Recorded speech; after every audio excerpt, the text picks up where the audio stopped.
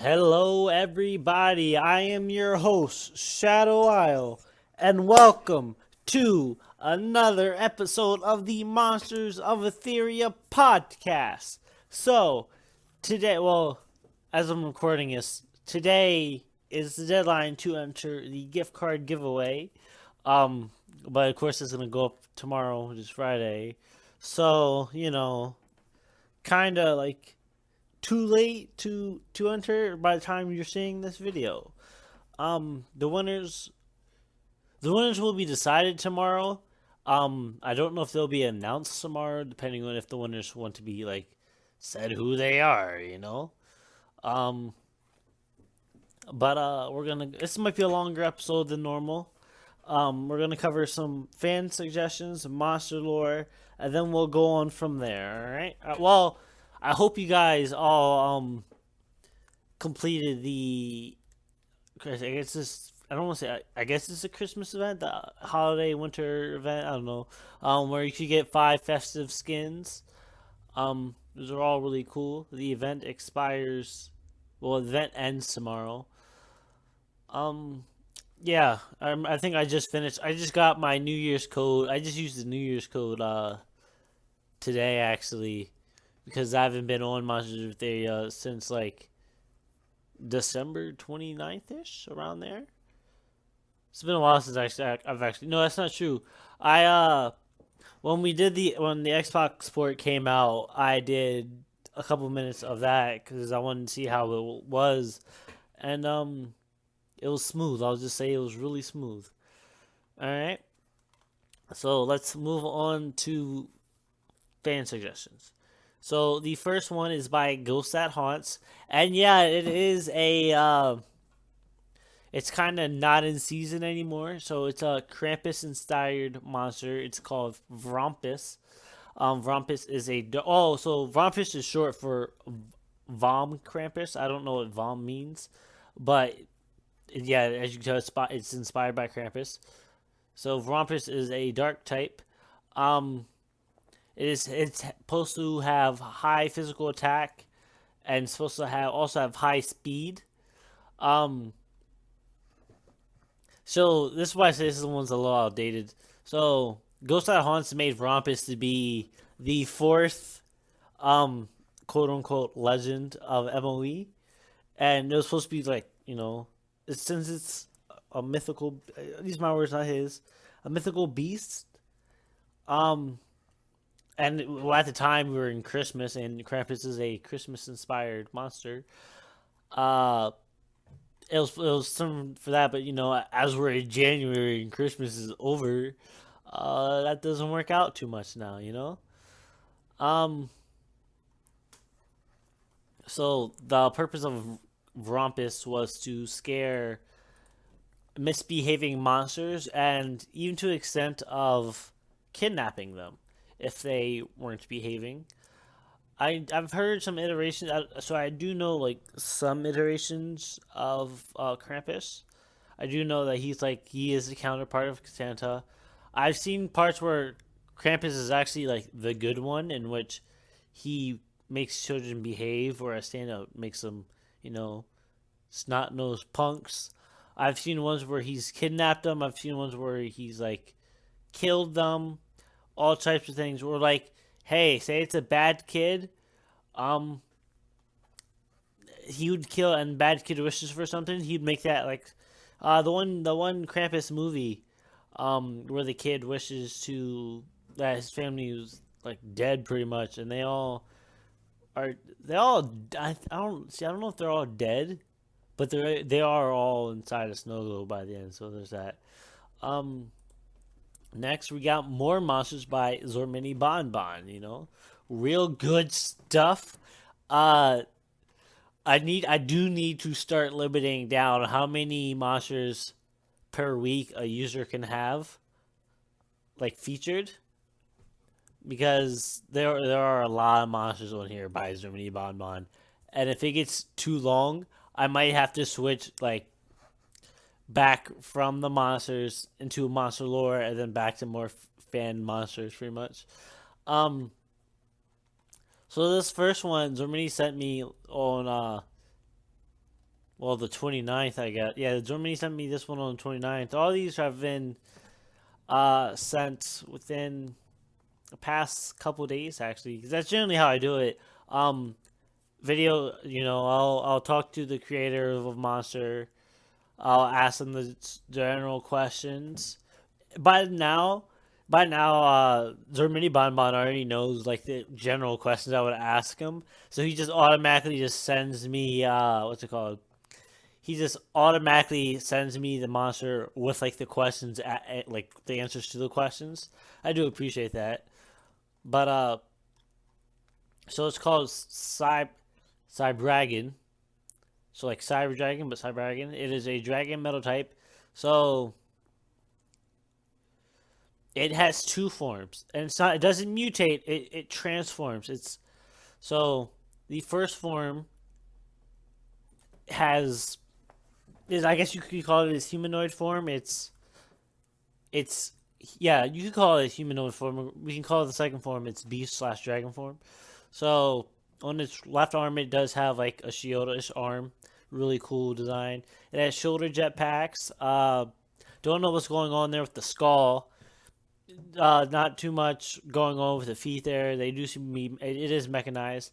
The right arm, in particular, though, has like a arm, like a dragon head basis, and it has a dragon tail coming out of its mouth, which it make a little bit more sense to me if the tail was the other arm, and then the dragon head would be like a separate gun or something like that. So that way, if it does transform, it'd be a little bit more easier to understand. Whereas, hey, I got a giant tail coming out of my mouth. That sounds wrong. Haha. But at the tip of the tail is a spear, so it is teal, and then I don't know if I want to cover. I'm not going to cover exotics unless I really like the exotic version of it. So the exotic version of Cybragon is a really cool. I don't want to like jungle theme, but like instead of like brown, you have like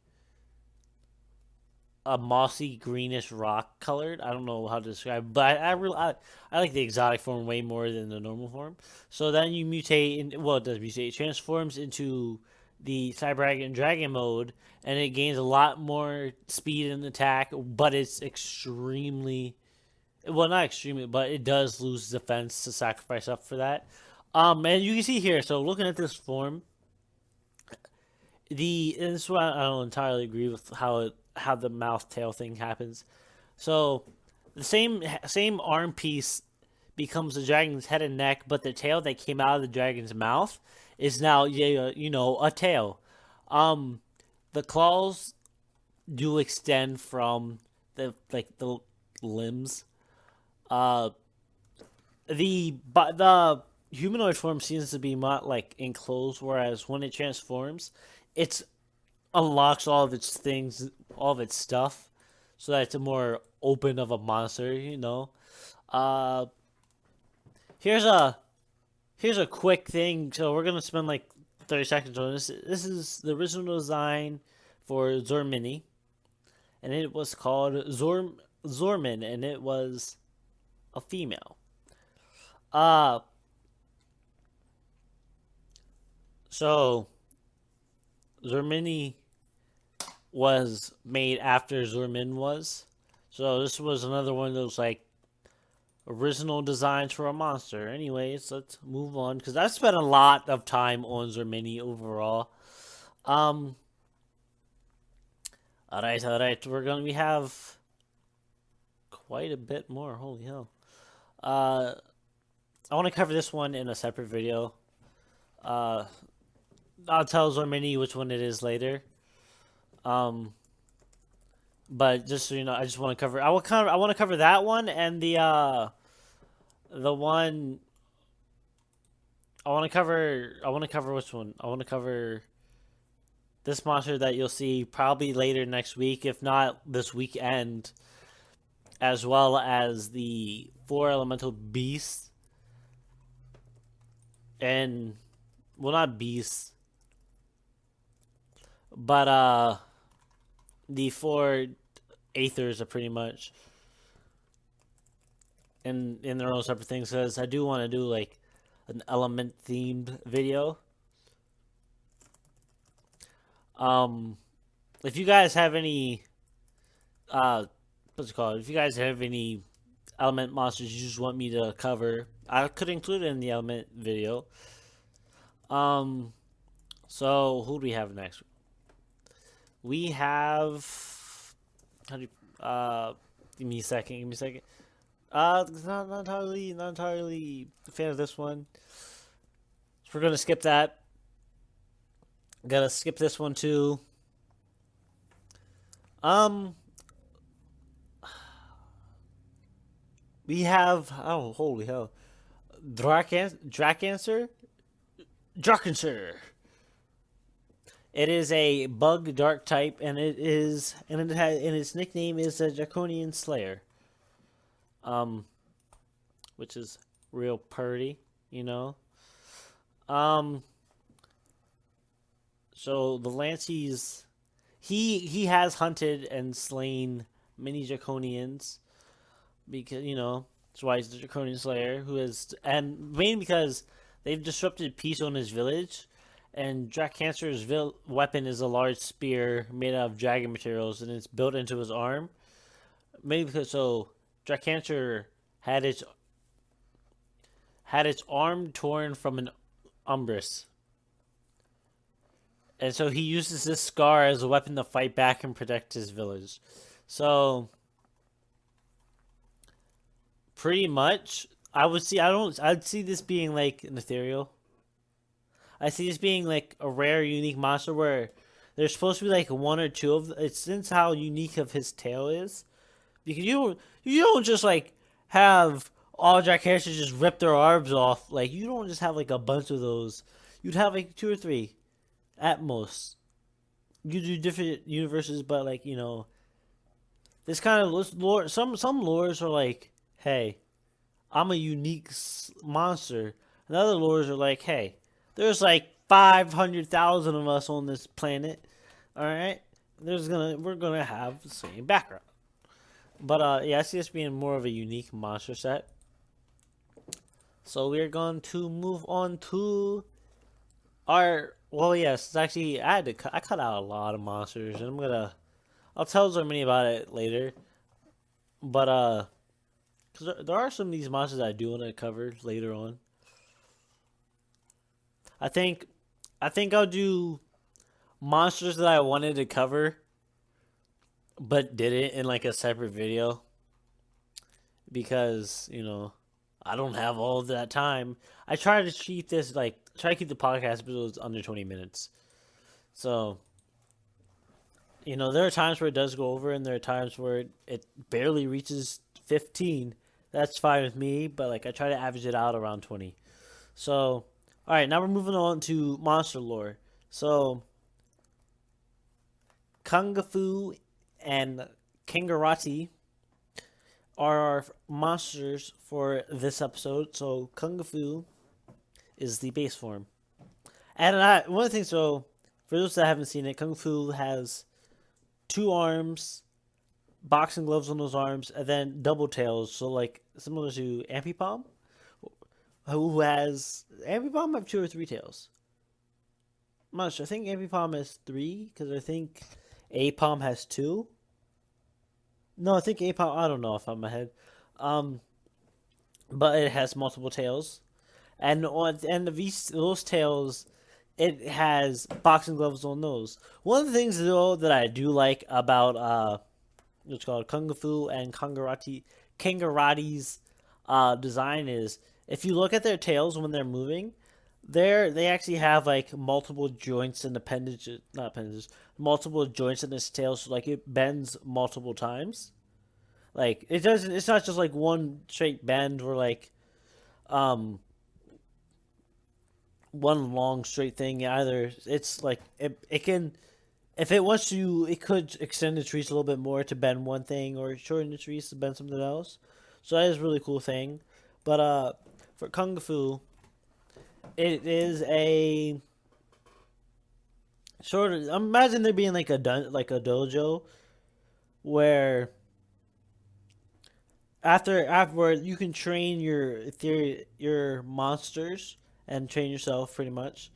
And kung fu was inspired is like pretty much inspired by that way, but instead of limiting its like skills in just martial arts, it's also able to handle its goal is to learn as many fighting styles as possible, and so that's why it's trying to use boxing gloves as well. So I don't know if these are all different things. I know there's jujitsu, karate, kung fu, taekwondo. Uh, I don't know. Those are the only ones I can think of right now. But like it's learning, trying to learn as many styles as possible, and until it does that, it's gonna keep training. You know, once it's mastered every style and become the best fighter in the world, it's gonna keep learning. It's gonna keep trying to get stronger and stronger. It has that fighting spirit. So for Kangarati, um, it has developed more. Its eyes have been opened up when it mutated into Kangarati. It has learned to understand that there is a brawler fighting style in which you can use weapons and things like that. So it has gained spikes on it both all four gloves, and it does seem to be more. It's somewhat relaxed of the fighting stance. Honestly, reminds me that it seems like its stance of being like JoJo's Bizarre Adventure, but in some way like that. So that's what I honestly see like King Roddy doing, and I honestly one of my things I might enjoy is being the wrestling fan that I am. I would enjoy seeing like a lucha like as like what's it called, as like a skin for Kangarati of it being like a luchador or something like that. Whereas it has a mat, the lucha mask on. My since it could be another fighting style, since luchador fighting is technically still like another fighting style that people would take. Where those fast paced movers. I don't want to say because I'm trying to use it. I'm trying to remove the wrestling from it and use it in like actual ways. But like fast paced high flyers, pretty much what luchadors are. They generally are in Mexico, but they're usually guys you see with masks. Um, yeah, I would like to see a skin for that on Kangarati, and then like you could have if even if you want you could even try to like be like a Lucha Slayer also for it and have what's it called change the boxing gloves or like the spikes on it to brass knuckles without spikes to do more like again more of the brawler things. Um, so yeah, I shortened down the monsters list. Talked about the monsters in the monster lore. Um, sometime this week or next, well, not this week. Sometime in fact 2 weeks, give or take. Um, I will be releasing another, I guess, real life video in which it won't be me talking about a game or anything like that. It'll be featuring me, and I might have two of my friends in it. Who knows? It's here's a warning ahead of time. It's meant for laughs. It's meant for entertainment. It's supposed to be a parody. All right. So if you get offended, I'm sorry, but I'm gonna wrap things up here. I hope you guys enjoyed. If you did, make sure to hit that like button and subscribe to my channel for more amazing videos on the Monsters of Etheria podcast. I'll see you guys in the next video. Ciao.